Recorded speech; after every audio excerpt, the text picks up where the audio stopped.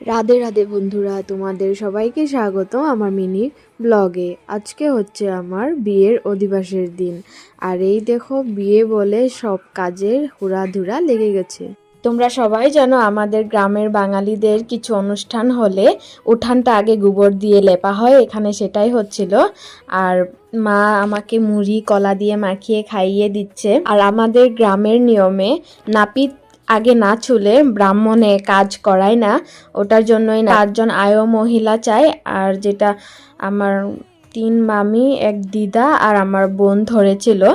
আর এই গামছার উপরে চাউল, আতপ চাউল, পান, সুপারি, ধান, দুব্ব এগুলো দিয়ে একজনের উপরে নড়া। আর এদিকে বিয়ের যত বাজার, যেগুলো খাবার দাবারের জন্য, এগুলো সব আমার মামাই বাজার করেছে, নিয়ে আসছে বাজার করে।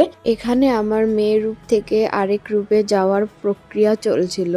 শাখা পরানোর কথা ছিল সকালবেলায়, কিন্তু আস্তে আস্তে ওনার বিকেল হয়ে গেছে।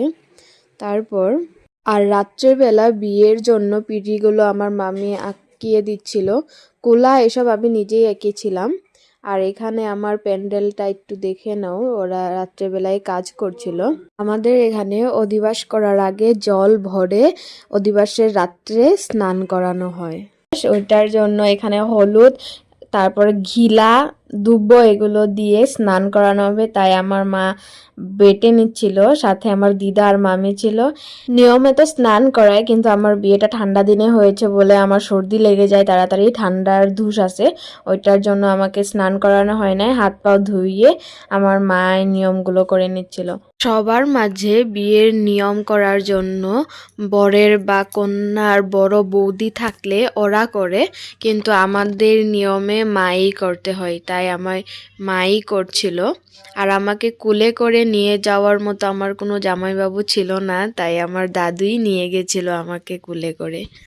আর এখানে নিয়মগুলো করা হচ্ছিল।